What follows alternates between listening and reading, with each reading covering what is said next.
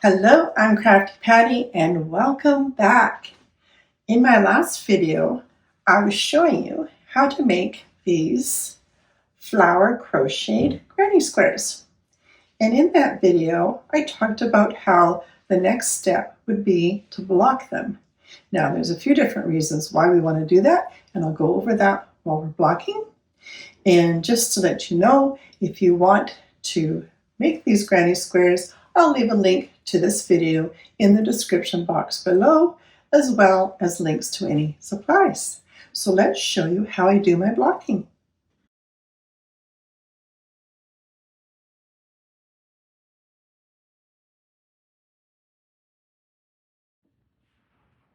For a free recycled version of a blocking board, you could mark out 1/2 inch dots on a grid here, and then take your square and using T-pins like this.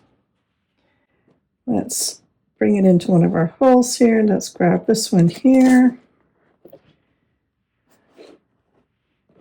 You always want to give it a bit of a stretch. So we came into the second hole. Let's come into the second hole here. And that gives it just enough of a stretch.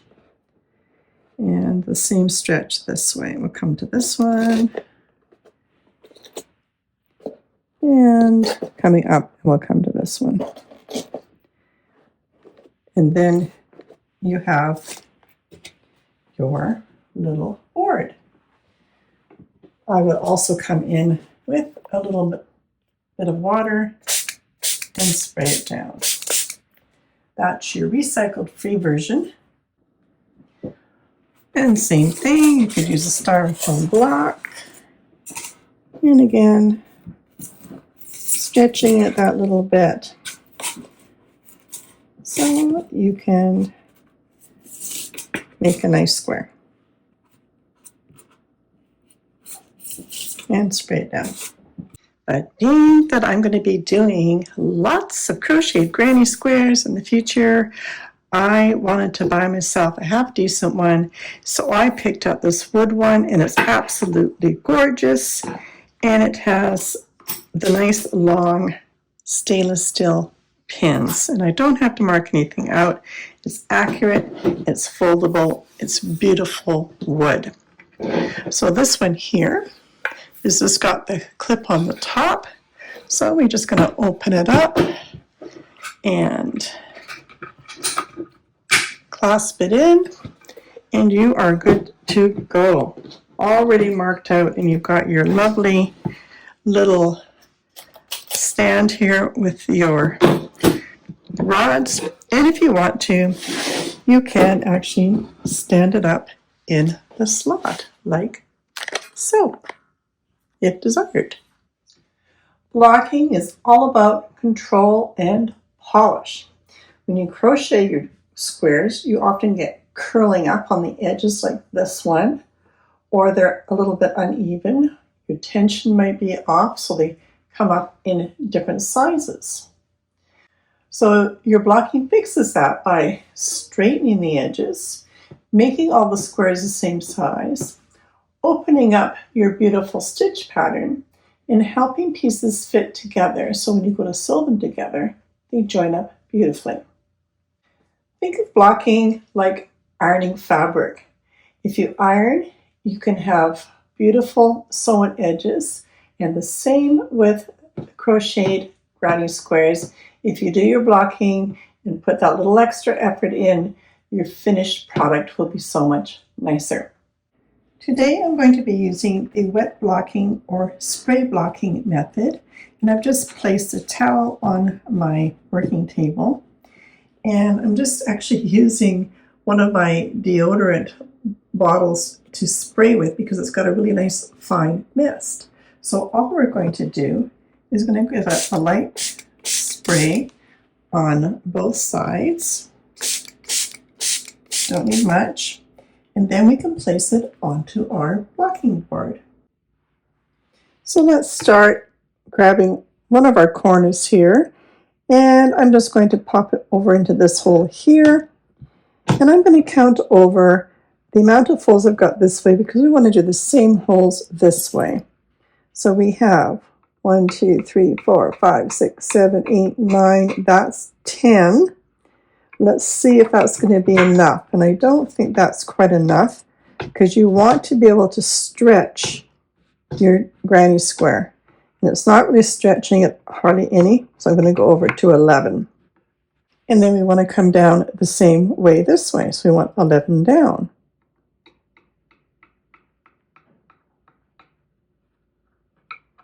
That's our 11 there. And the same for over here. We're just matching up this row and this row for there. Now we've got a nicely stretched granny square. And if you want, you can also come in here, add a little bit more of a stretch on your sides. And so for the side here, we can find a hole there and just bring it up a little tiny bit more. And I think I'll do the same up in here. And you can add as many as you like. You might as well keep going. And then you are perfectly squared off. This side looks really, really good, but I can come in and put one more in. And you can choose to stack them on top of each other or do 4 different ones. I've got room to put 4 on here if I chose to. So let's grab our spray bottle and I'm going to just spray the next one.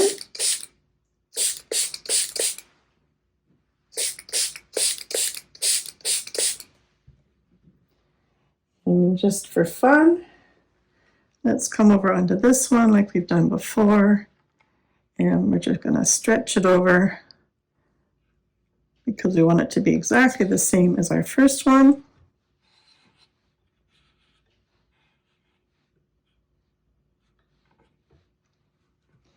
And I will add, I think, a few more on the sides, just like we did this one.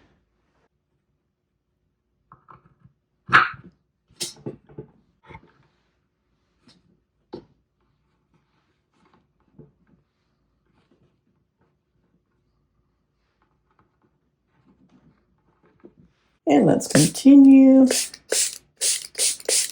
with some other ones.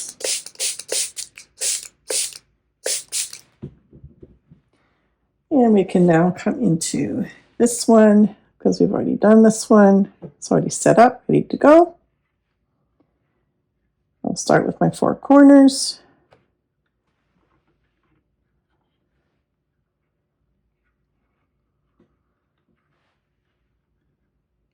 And we can always adjust those ones later if we need to, but I think we're pretty good. Right about there. And down it goes.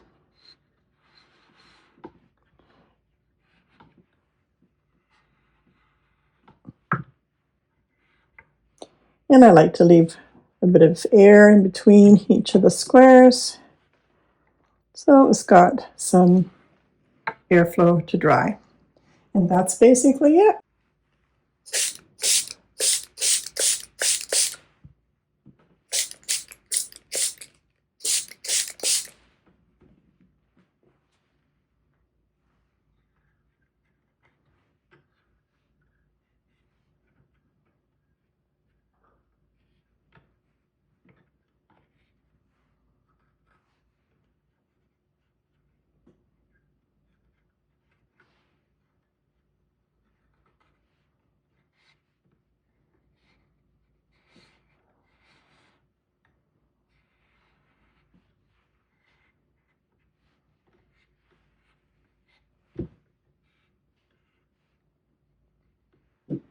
So we've lightly sprayed with the water, and that's going to be enough moisture to relax those fibers without actually soaking it in a bucket of water. And then we've now pinned them on our board, and that's going to keep everything evenly spaced. And then we're going to leave these overnight to dry, and that gives the fiber time to fully set. So this is one of the safest and one of the easiest and beginner-friendly ways to block your granny squares. It's going to make your squares look better. It's going to help with joining your seams together, and it's going to smooth out the edges while they're being pinned. I can't stop staring at this. It's just a thing of beauty just looking at it on the blocking board. Anyways, I can't wait for these to dry. Now, I just want to point out that blocking will vary a bit depending on the type of yarn you are using. If you're using wool, which is one of the best results actually, it's got natural elasticity and memory, so blocking works beautifully and lasts. Cotton, you can hold a shape well, but it has less bounce, so you kind of get what you get. Now, acrylic is another thing. Because, as you probably know, acrylic, which I don't like to say this, but it's actually a plastic. I know, but I do use it. So it reacts differently. Water alone has a limited effect. It can be shaped slightly, but it's not going to be a permanent setting. The only way you can get it permanent is to set it with steam. So it has a little bit of a lesser memory with water just alone. But if all you're doing is doing this, so you've got your perfect squares, you want to have your perfect edges for sewing together, that's all you need. Now, I suggest that if you want to steam, if you're doing like a really big, large garment or something, then what I would do is do this method because it's nice and easy. Then sew your edges together. When your whole garment is sewed together, then you can do a light steam, and that will even fix the shape and hold it even more. But that's up to you. It's not a necessary thing. You're okay if you just do what I've just done here with this method, which works great. Now, these won't take long to dry, depending on how much water you put on them. So maybe anywhere from 1 to 3 hours. But I'm not going to take these off until tomorrow because that's going to be my next video. Because once you've taken these off, being that it's acrylic yarn, you want to sew them together right after taking them off because it might tend to not keep the memory of it being in the block here. Wool, different story, but acrylic yarn, we've got to be a little bit more fussy with it. So we'll end this video here for now, but do watch the next video and I will show you how you take these off and sew them together. And then eventually we're going to make a darling little bag, so that will be the next video after that. So a little bit of a series going here from making the granny square, blocking, sewing together, and making a bag, and I might even line it. So keep watching, keep your notification bells on, because then you'll know when the next video is coming out to complete this project. Until then, bye-bye.